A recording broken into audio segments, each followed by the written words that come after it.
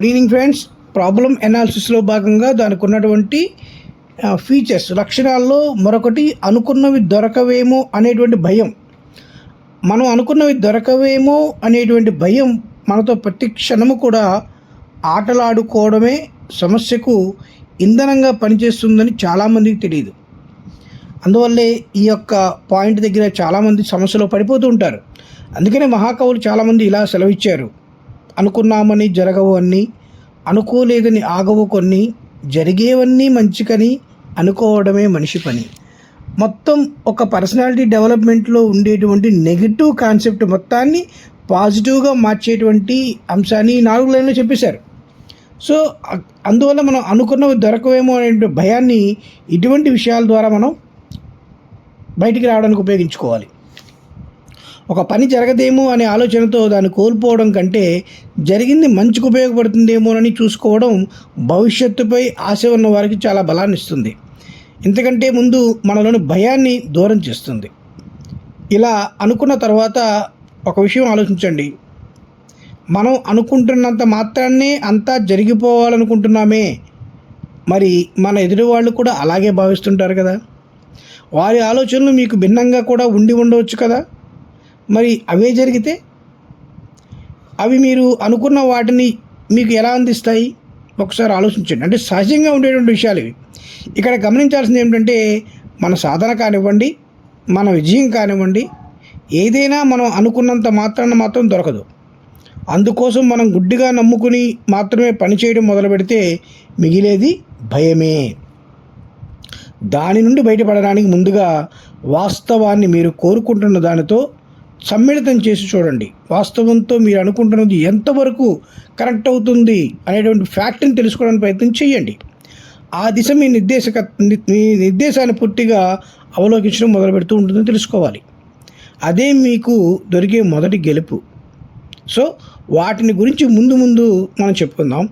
ఈ దారిలో మాత్రం మీరు ఎక్కడ ఉన్నారో ఒక సరైన కేంద్రాన్ని గుర్తించండి. వాస్తవంతో పాటు మీరు ఏదైతే కావాలనుకుంటున్నారో దాన్ని కలిపి చూసేటువంటి ఒక కనెక్టివిటీ అనేది ఎక్కడ సెంట్రైజ్ అవుతుంది, ఆ పాయింట్ ఏంటి అనే దాని మీద మీరు ఖచ్చితంగా ముందుగా ఐడెంటిఫై చేయగలగాలి. అప్పుడు మాత్రమే మీకు కరెక్ట్గా ఆ ప్రాబ్లంకి సంబంధించినటువంటి ఒక బౌండరీ, ఒక పరిధిని అర్థం చేసుకొని ముందుకు వెళ్ళడానికి చాలా ఉపయోగపడుతుంది. సో మనం అనుకున్నవి రామేమో అన్న భయంతో చాలామంది చదువును పాడు చేసుకుంటున్న వాస్తవాలు నాకు తెలుసు. ఉదాహరణకి ఎవరో కాదు, నేనే ఒక ఉదాహరణ. ఉద్యోగ పరీక్షల కోసం మొదట్లో నేను చదివే విధానం ఎలా ఉండేదంటే, పరీక్ష దగ్గర పడే సమయానికి చదివింది మర్చిపోవడం, పరీక్ష హాల్లో చదివింది ప్రజెంట్ చేయలేకపోవడం తప్ప మరేది సాధించలేనట్టుగా ఉండేది నా ప్రిపరేషన్. ఆ తర్వాత అసలు నేను ఏది రాయాలనుకుంటున్నానో నాకు పూర్తిగా తెలిసినప్పుడు నేను ఎందుకు భయపడాలి అని ప్రశ్నించుకున్నాను. నేను ఏం రాయాలనుకుంటున్నాను, నేను ఏం చెప్పాలనుకుంటున్నాను అది నాకు తెలిసినప్పుడు నేను ఎందుకు భయపడాలి? తెలియకపోతే కదా భయపడాలి. అంటే తెలియకపోవడం అంటే ఏంటి? దానికి తగ్గట్టుగా నేను ప్రిపేర్ అవ్వలేదు కదా, అవ్వకుండా నేను ఎందుకు ఏదో సాధించాలనుకోవాలి? సో కాబట్టి ఖచ్చితంగా నేను ప్రిపేర్ అయినప్పుడు అసలు నేను ఎందుకు భయపడాలి అని ప్రశ్నించుకోవడం మొదలుపెట్టాను. నిజమే, అప్పుడు నేను ఎక్కడ ఉన్నానో నాకు అర్థమైంది. ప్రశ్నించుకోవడం మొదలుపెట్టిన తర్వాతే మొట్టమొదటిసారిగా నాకు అర్థమైంది. అంతవరకు ఏవో కొన్ని ముఖ్యమైనవి చదివి అవే నా లక్ష్య సాధనకి అస్త్రాలుగా నిర్ణయించుకొని ఆ యుద్ధానికి సిద్ధమైపోయేవాడిని. అందువల్ల సమయం దగ్గరికి వచ్చేసరికి నేను చదవకుండా వదిలేసిన వాటి మీద ఏమైనా వస్తే ఎలా, మరింత లోతుగా ప్రశ్న అడిగితే ఎలా, అమ్మో నేను కాదనుకొని వచ్చేస్తే ఎలాగా అన్న ఆలోచనలు ఒకదాని మీద ఒకటి వచ్చేసి నా మనసు మొత్తాన్ని గజిబిజిగా చేసేసాయి. అసలు ఈ పరీక్షలకు ఎంతమంది ప్రిపేర్ అవుతున్నారు, ఉద్యోగాలు ఎన్ని ఉన్నాయి, పాస్ అవ్వాలంటే ఎన్ని మార్కులు కావాలి, అసలు నిజంగా మెరిట్ ఉన్న వాళ్ళకి వస్తాయా, ఇలా నా ఆలోచనలు కొత్త దారి తొక్కడం మొదలుపెట్టాయి. ఎక్కడి నుంచి? నేను పూర్తిగా ప్రిపేర్ కాకపోయిన దగ్గర నుంచి. ముందు నన్ను నేను ప్రశ్నించుకోవడం మొదలుపెట్టాను, ఆ తర్వాత ఇతరుల మీద ప్రశ్న చేసుకోవడం మొదలుపెట్టాను, ఆ తర్వాత మొత్తం ఆ సిస్టమ్ మొత్తాన్ని ప్రశ్నించడం మొదలుపెట్టాను. ఇలా నాలో చిన్న తప్పు నా లక్ష్యానికి ఎందుకు పనికిరాని విషయాలకి నేను వేలాడుతూ ఉండడాన్ని నేర్పించింది. వీటి ద్వారా ఏదీ సాధ్యం అవ్వలేదు. అప్పుడు తెలుసుకున్నాను, నేను గెలవాలనుకునే పరీక్షకి ఏది కావాలో అదంతా చదివి అర్థం చేసుకుంటే ఇంకా ప్రశ్నలు ఇంకెక్కడి నుంచి వస్తాయి చెప్పండి. నేను ఒక స్టోరీ మీద ఎగ్జామ్ రాయాలి, స్టోరీ మొత్తం తెలుసుకున్నాను అనుకోండి, ఇంకా వాడు ఏ క్వశ్చన్ ఇస్తే నాకు ఎందుకు భయం? అక్కడక్కడ ఇంపార్టెన్సు ఏవేవో బిట్ టైపు లేదా ఆబ్జెక్టివ్ టైపు అనుకుంటూ అక్కడ అండర్లైన్లు తీసుకొని అవే చదివేసుకొని వెళ్తే మాత్రం నాకు ఈ భయాలన్నీ ఉంటాయి. స్టోరీ మొత్తం చదివితే నాకు ఎందుకు భయం? సో అలాగే సిలబస్ మొత్తం తెలుసుకొని నోట్స్ రాసుకొని విషయం తెలుసుకుంటూ 1కి 2కి 3 సార్లు రివిజన్ చేసుకుంటూ ఉంటే నేను ప్రిపేర్ అయ్యే స్థాయి నుంచి నేను 10 మందిని ప్రిపేర్ చేసే స్థాయికి వచ్చేసాను. అంటే ఆ సబ్జెక్టు మీద నేను ప్రయోగాలు చేసే స్థాయికి వచ్చాను.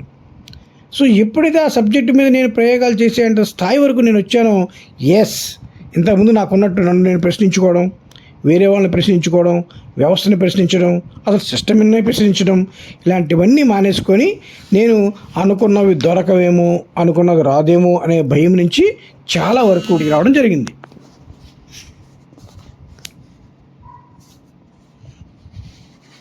సో ఒక్కొక్కసారి మనకు మించిన పరిధిలోకి వెళ్ళి ఆలోచించడం కూడా సమస్యని పెంచుకోవడానికి కారణమవుతూ ఉంటుంది.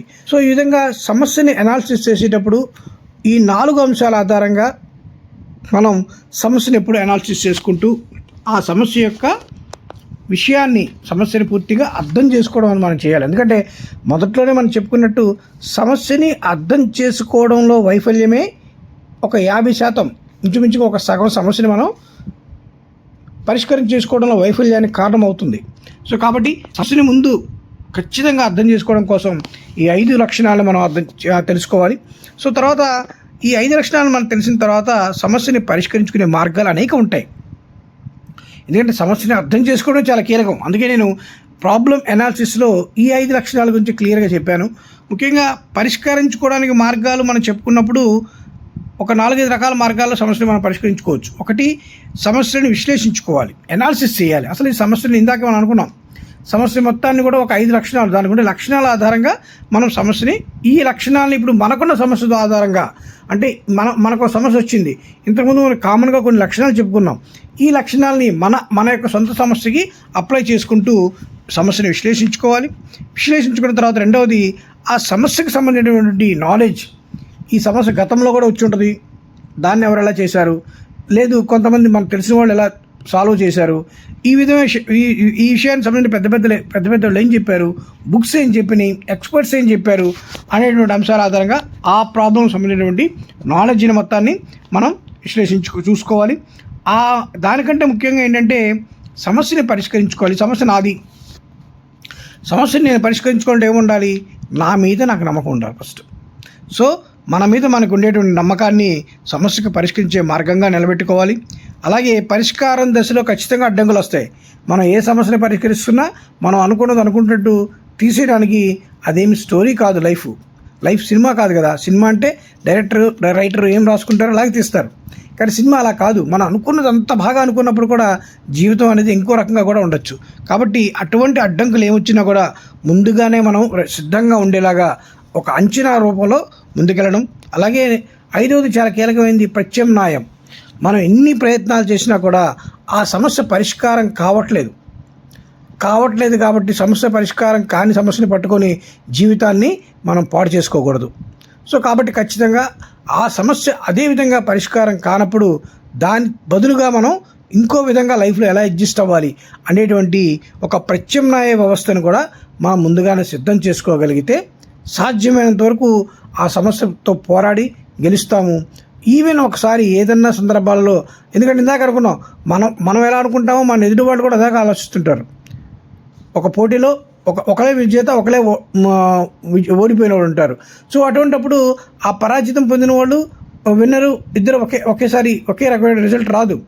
కాబట్టి అన్నిసార్లు మనమే గెలవాలని లేదు. ఒకసారి మనం ఓడిపోవచ్చు, కానీ మనం ఓడిపోయినా కూడా ఆ విషయం పట్ల మన జీవితాల్లో నిలదొక్కుకోవాలి. కాబట్టి ఒక ప్రత్యామ్నాయాన్ని కూడా మన దగ్గర పెట్టుకోగలిగితే ఈ 5 అంశాల ద్వారా మన సమస్యను పరిష్కరించుకొని చక్కగా ముందుకు వెళ్ళే విధంగా ప్రాబ్లం అనాలిసిస్ చేసుకుంటే చాలా మంచి రిజల్ట్ని మన లైఫ్లో చూసుకుంటూ సమస్య కూడా జీవితంలో ఒక భాగమే అనేటువంటి ఒక రియల్ విషయాన్ని తెలుసుకుంటూ ఆ రియాలిటీ గ్రౌండ్లో మన జీవితాన్ని హ్యాపీగా ముందుకు తీసుకెళ్ళవచ్చు. కాబట్టి ఆ విధంగా ముందుకెళ్దాం. Okay, thank you very much.